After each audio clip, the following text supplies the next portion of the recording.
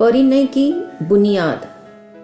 परिणय को शुभकारी और मंगलदायी बनाना बहुत बड़ी साधना है।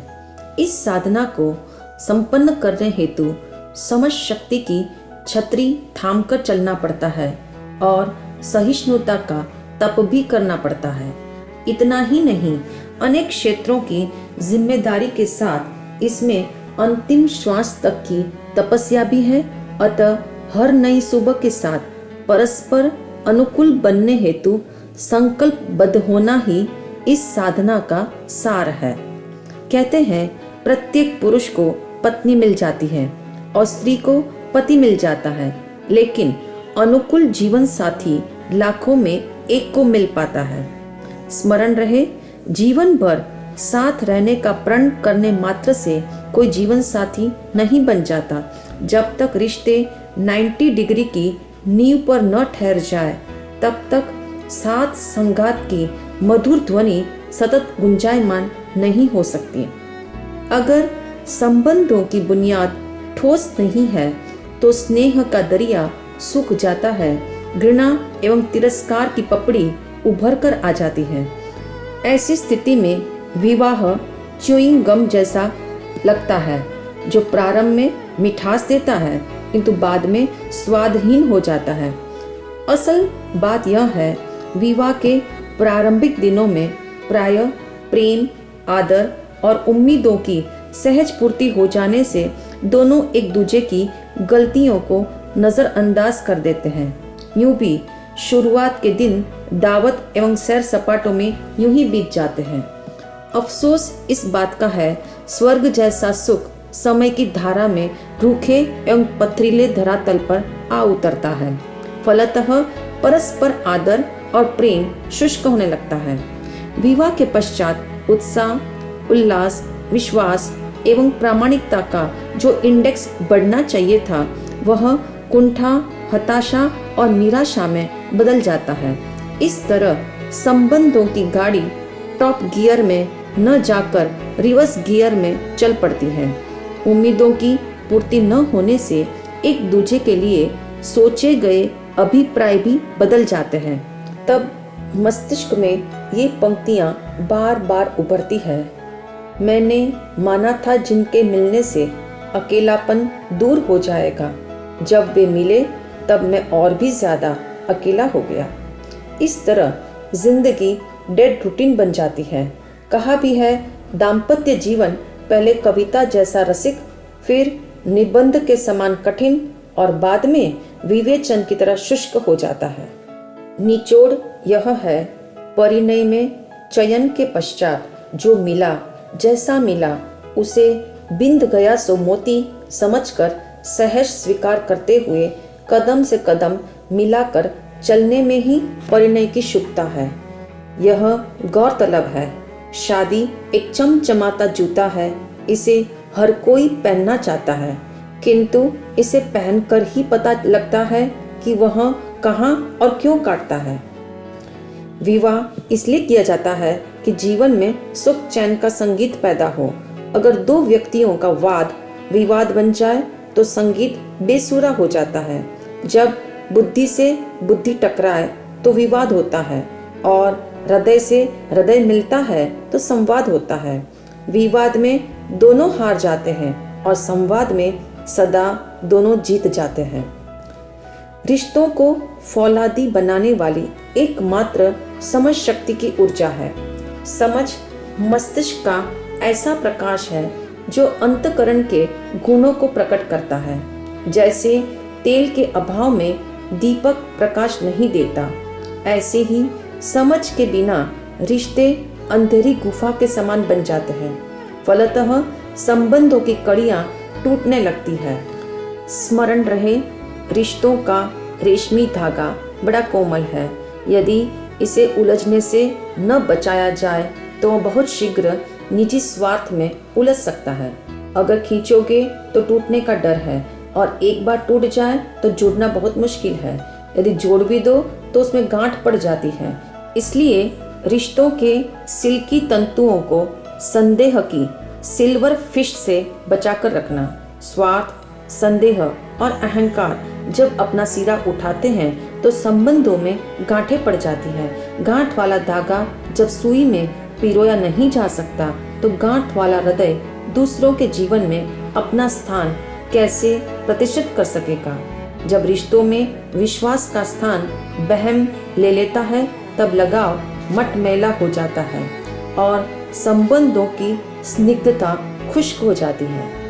यही कारण है कि विवाह से पूर्व एक दूसरे के लिए प्राणों का त्याग तक कर देने की जो भावना थी वह शादी के पश्चात छूमंतर हो जाती है। रिश्ते पहले जो कलरफुल लगते थे, शादी के बाद वे ही रिश्ते ब्लैक एंड व्हाइट हो जाते हैं। हालांकि शादी के बाद दोनों परस्पर उपयोगी भी बनते हैं और निरंतर निकटता में भी जीते हैं, फिर भी रिश्तों के समुद्र में ज्वार के बदले दिन ब दिन भाटा क्यों नजर आता है। दरअसल समय कम है और समझ फासले पर जीती है। इस कारण दंपति झगड़ते हैं या खामोशी ओढ़ लेते हैं।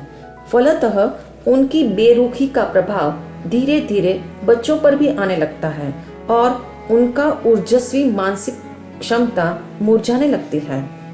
असलियत यह है, शादी से पूर्व वे दोनों कल्पना के लुभावने आकाश में और सपनों की सुनहरी दुनिया में मुक्त मन से उड़ान भर रहे थे, किंतु परिणय के बाद दिल का पंछी यथार्थता के धरातल पर उतर आता है। परिणय से पूर्व इन दोनों में इतनी समीपता नहीं थी कि वे एक दूसरे की गलतियों को देख सकें। हो सकता है उन दिनों इतनी गलतियां या भूलें नहीं भी होती थी। शादी के बाद की निकटता में एक दूसरे को देखने परखने के मौके बार बार मिलते हैं। यह करीबी दोषों को एनलार्ज कर देती है, जिससे गुणों का आकार स्वतः छोटा हो जाता है। स्थिति ऐसी हो जाती है जैसे पहाड़ों के दृश्य दूर से लुभावने लगते हैं, किंतु समीपता में वही सौंदर्य झाड़ झंखाड़ और कंकर पत्थर के रूप में बदल जाता है। परिणामतः वास्तविकता की धरा पर दोनों के विचार, आशय और पसंदगी का फर्क झलकने लगता है। इतना ही नहीं, उनके कस्मे वादे फरियादों में बदल जाते हैं। इस कशमकश में अनबन एवं वैर विरोध अपना सिरा यहाँ तक उठा लेते हैं कि दोनों का दिल और दिमाग परस्पर होने वाली गलतियाँ एवं बुराइयों की टेप रिकॉर्डिंग करने लग जाता है। फिर ज्यों-ज्यों दिन और महीने बीतते हैं, उसमें एक के बाद एक पृष्ठ जुड़ते ही जाते हैं। इस तरह अवगुणों का पूरा एनसाइक्लोपीडिया तैयार हो जाता है। शादी कर लेना आसान है, मगर शादीशुदा रहना अत्यंत दुश्वार है। परिणय कोई 3 घंटे की फिल्म या आधे घंटे का टीवी सीरियल नहीं है जो देखा और समाप्त हो गया। शादी के बाद संबंधों को टिकाऊ बनाए रखना बड़ा ही कठिन काम है, क्योंकि संबंधों में अलगाव पैदा कराने वाली हजार नहीं लाख परिस्थितियां मुंह बाएं खड़ी है। इसलिए परिणय के ऐसे मोड़ पर जिंदगी के इस रहस्य को हरदम अपने विचारों में पिरो लेना। व्यक्ति की मौजूदगी में उसके गुणों की कद्र नहीं होती, किंतु उसकी गैर मौजूदगी में उसकी उपयोगिता का ख्याल बार बार उभरता है। यही कारण है जब कोई मर जाता है तब उसके गुणगान गाए जाते हैं, और जब कोई बिछुड़ जाता है तो उसकी महत्ता का ख्याल आता है। पत्नी जब पियर चली जाती है तो उसकी उपयोगिता की एक लिस्ट तैयार हो जाती है, किंतु जब साथ में रहते हैं तो उसके गुणों की कोई कीमत नहीं होती। इसलिए भारत देश की सामाजिक संस्कृति एक हिदायत देती है, 1 वर्ष में कम से कम 2 या 3 महीनों के लिए पति और पत्नी को अलग अलग रहना चाहिए, जिससे साथ रहना बोझ एवं उबाऊ न बने। स्मरण रहे, कुछ समय का यह विरह काल भी संबंधों की कटुता को डिसॉल्व करने में सक्षम है।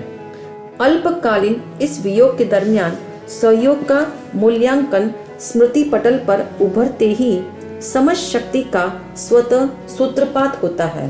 यदि पति और पत्नी के बीच कतिपय हालातों के कारण अलग रहने की शक्यता ना भी हो तो दूसरों को समझाने की अपेक्षा अपनी समझ शक्ति को बढ़ा लेना अति उत्तम है। अपने दिल और दिमाग रूपी ऑर्गेनाइजर में इस पंक्ति को सदा के लिए फीड कर देना मेरे जीवन में इस व्यक्ति का अत्यंत महत्वपूर्ण योगदान है। अपने जीवन साथी के खूबियों की मानसिक सूची भी बना लेना। उस सूची को यदा कदा प्रकट और अप्रकट रूप से जतलाते रहना। इस प्रकार गुणों की प्रशंसा करने से संबंधों की बुनियाद ठोस बनती है और जीवन में खुशहाली आती है। जीवन साथी के अवगुणों से तालमेल बिठाने के लिए अपने दिल में एक कब्रिस्तान अवश्य रखना, ताकि उसकी गलतियों को दफन किया जा सके। प्रत्येक परिस्थिति के साथ मनस्थिति का समायोजन पॉजिटिव सलीके से स्थापित करना ही श्रेष्ठ समझ शक्ति का सबूत है। अतः समझदार शादीशुदा वे हैं जो अपनी समझ शक्ति से हृदय में स्नेह, वाणी में मधुरता, व्यवहार में विनम्रता के साथ जीवन पुष्प को विकसित करते हैं। अगर आपके गुणों की सुगंध को दूर दूर तक फैलाने वाली अनुकूल हवा न भी मिले तो कोई हर्ष नहीं, क्योंकि पुष्प बनने का गौरव और सुवासित होने की प्रसन्नता को कोई आपसे छीन नहीं सकता। ख्याल रहे, जीवन के समुद्र में परिणय की नौका समझ शक्ति के चप्पू से सकुशल पार हो जाती है।